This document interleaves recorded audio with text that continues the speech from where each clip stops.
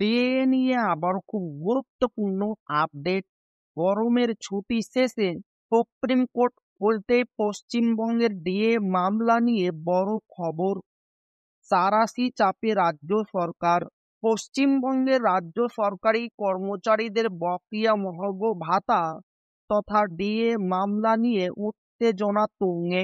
Supreme কোর্টের গ্রীষ্মকালীন ছুটির পর পুনরায় খোলার সঙ্গে সঙ্গে এই মামলার ভবিষ্যৎ নিয়ে জল্পনা শুরু হয়েছে।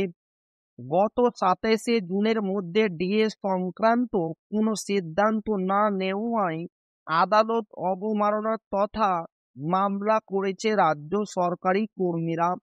এদিকে রাজ্য সরকার আরও ৬ মাস সময় চেয়েছে। রাজ্য সরকারি কর্মচারীদের ২৫% বকেয়া ডিএ এখনো মেটানো হয়নি। শীর্ষ আদালত ২৭শে জুনের মধ্যে এই বকেয়া পরিশোধের নির্দেশ দিয়েছিল। রাজ্য সরকার এই নির্দেশ পালন না করে একটি মডিফিকেশন আবেদন দাখিল করেছে। কর্মচারী সংগঠনগুলি এর বিরুদ্ধে আদালত অবমাননার মামলা দায়ের করেছে।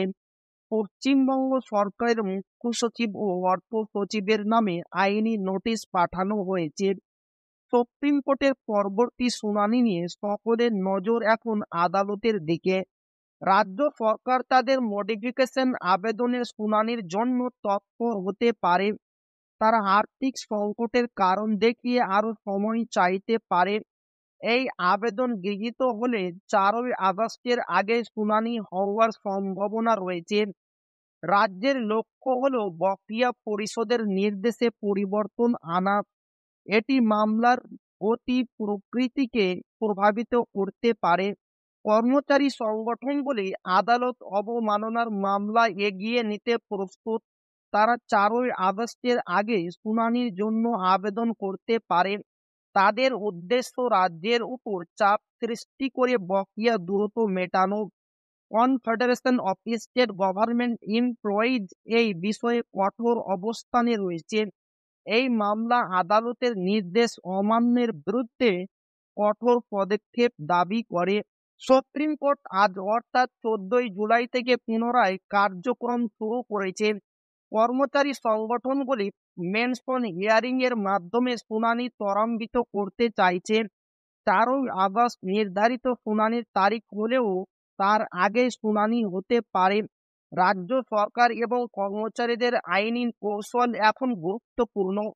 আগামী কয়েকদিনে মামলার দিক নির্দেশ স্পষ্ট হবে।